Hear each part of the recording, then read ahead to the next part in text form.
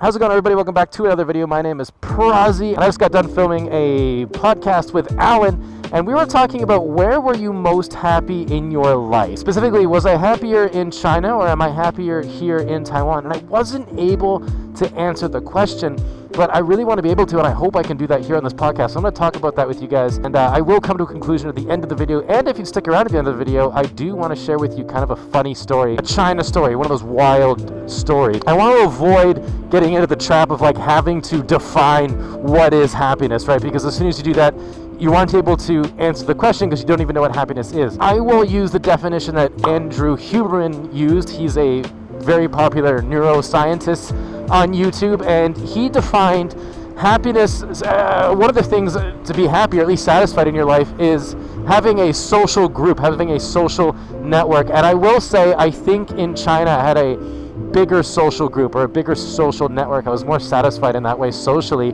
partly because in my experience, I could be wrong, and I don't want to make these huge sweeping generalizations, but I'm going to have to. I am speaking from my own personal experience, so if you experience something different, that's fine. I found that Chinese people to be a lot more open, and I don't mean open like to open-minded, I mean open to like new relationships. So was I. I was also a lot younger in China. That's going to be a big factor in play as well, is that, you know, I was in my early mid-20s when I was living in China, and now I'm in Taiwan, you know, it's late 20s, early 30s, and so I was a lot more open to new relationships, non-romantic, like just friendships, and romantically as well. That played a big part in meeting new people and having a social life.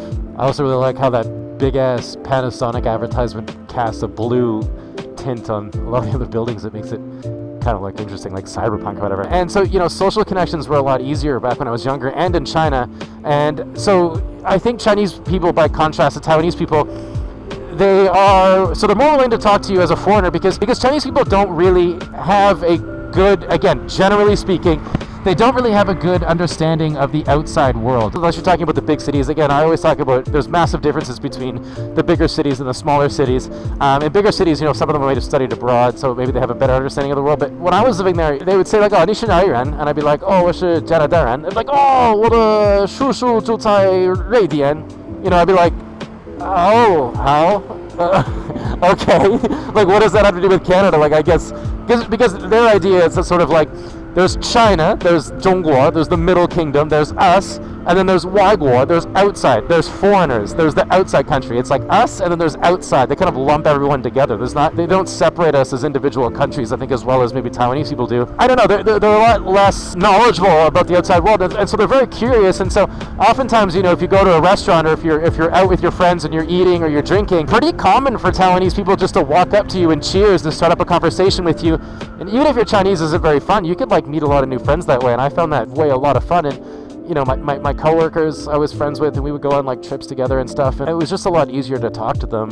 And I think that that can also kind of come off as a bit abrasive, or it can come off as a bit, you know, why are you talking to me? You're just talking to strangers. It's a bit weird. Like if you're somewhat introverted, like I am, it can come off a bit bombastic. You know, they kind of lack the idea of personal space or your personal bubble. They'll just kind of talk to you randomly, which can put a lot of people off, you know, if you don't really understand. I don't know, I guess how friendly they can be or how open they can be. And it can be a little bit much, but I did find, socially speaking, it was a lot easier in China, whereas here in Taiwan, they're a lot more respectful of your personal space. They're a lot more respectful. You know, they'll leave you alone. They're a lot quieter. They're a lot more introverted here in Taiwan. Not everybody, but they don't really want to bother you. So it's a lot more difficult to sort of talk to them, but not really. Like I will say, Taiwanese people are extremely friendly, and I have met a lot of really lovely Taiwanese people. Combined with the fact that I'm getting a little bit older, I'm more comfortable with keeping my social circle a lot smaller, and so I have my foreign friends, and you know, my coworkers are Taiwanese, and they're really lovely, and so I have them as friends too. I do have a social circle here. It's just not as large, or as I feel as fulfilling.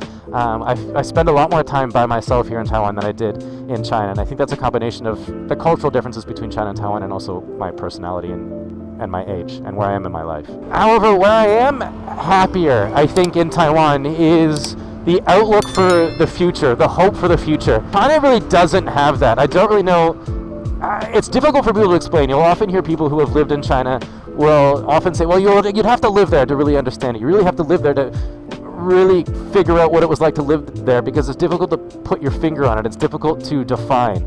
But I'm going to do my best here because that's not a very satisfying answer, but I'm going to do my best to try to explain what China is kind of like. So, not all that long ago, like, China was a really poor country. It was not a very developed place, unbelievably poor. And then suddenly they developed into a modern country and came into quite a lot of money. And so it feels like a lot of the country was built in haste. It's a bit like if you ask a child to build the tallest tower they can as fast as they can. It's not going to be a particularly sturdy, stable building. And so that's what China feels like. It felt a bit temporary. It felt a bit fleeting. It didn't feel like a place you could build a future in, although there are a lot of people that do. For me, it just felt not like that. It didn't feel like a place I wanted to invest long term into. It felt like, I was making money at my work, at my job, and it just felt like, may as well spend it because it was a bit difficult to save. I think for whatever reason, the police were outnumbered tonight. There's one up ahead of me here, and there's one right here on a scooter. I always find these police scooters really kind of interesting. I always kind of wanted to try to ride one. But anyways, yeah, so China just felt temporary. It felt like it could just go away at any second, and it didn't feel like I could live there long term. I don't know. It felt like a country I really couldn't take seriously, which had its upsides. It was great for partying. It was great for meeting people. It was great for adventure.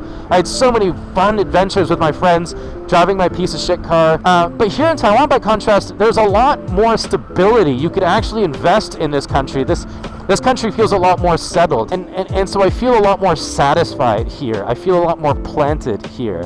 I feel safer here. Turn it right here so I don't wait for that really long red light.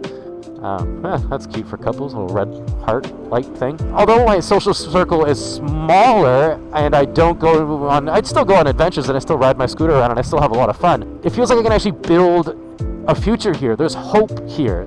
It's a lot more positive here. It doesn't feel as dire as China because, although China did lift quite a lot of the population out of the poverty line, you do see some, I don't know, I won't say sad situations, but there are still a lot of families there that are really struggling, and it is very apparent when you're there. And also, being a YouTuber in China isn't the smartest thing, and so there was that fear there. I had to be somewhat careful of what I said. You didn't want to criticize the country too much. Here in Taiwan, I don't have to be careful with what I say. I am definitely going down the wrong. I think I went down the wrong way. That Mercedes was coming right at me and almost hit me. So I think, to answer the question, I'm happier here in Taiwan, but I was also happy and having a lot of fun in China. It felt like a 4-year-long summer camp, a place there I wasn't really ever going to build a future there. I do miss it sometimes. I miss the fun, crazy times, but again, I was younger. That was sort of a young man's game. Whereas here in Taiwan, you can get up to some crazy stuff, but not nearly as crazy as it was back in China.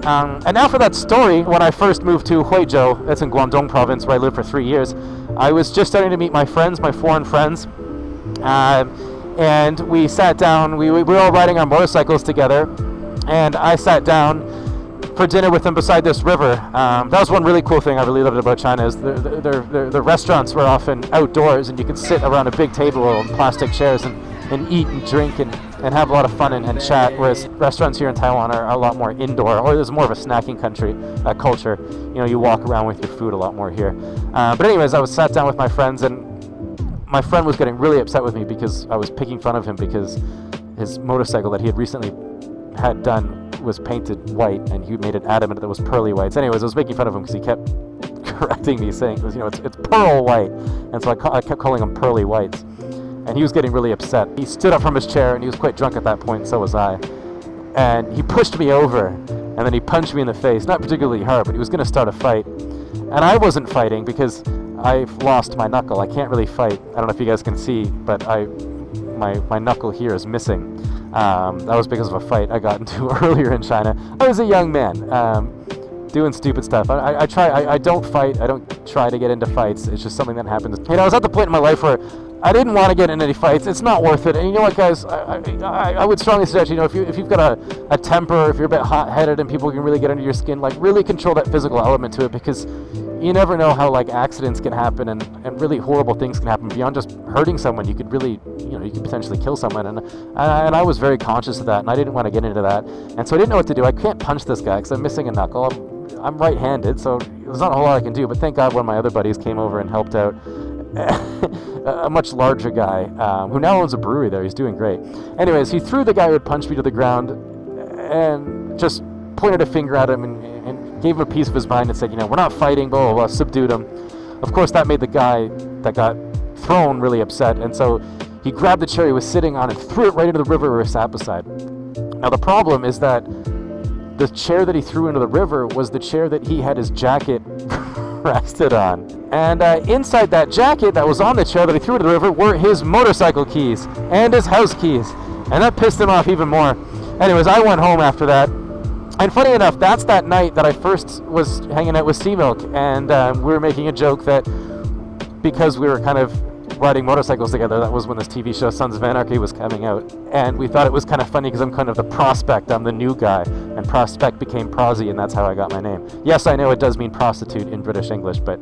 and that's how. Then once I found that out, my name really stuck, and I've been prosy ever since. But anyways, because that guy didn't have his house keys or his motorcycle keys, he had to walk home, and the guy that threw him to the ground actually had to help him break into his house. That's a cool temple. Break into his house. He had to climb his apartment building, climb in through the window, and unlock the door from the inside. And that was one of my earliest experiences of Huizhou. I hope that satisfyingly answers the question, which I really wanted to do. I didn't want to have to dabble around with definitions and talk about too much in detail, although if you guys want me to, I can make another video. Comment down below if you have any questions. But anyways, that's it for me. Don't forget to check out the Allan and Prosy podcast. It's over on Patreon. Link in the description below. Follow me on Instagram at Prosy_SR. Keep your stick on the ice. Stay positive. I cannot wait to see you guys for the next video. And yeah, thanks for watching the whole video. That really helps. By the way, let me know if you are excited about the moto vlogs. A lot of people are asking them to come back, so by popular demand, I'm bringing them back. So yeah, enjoy your week, guys. See you next time.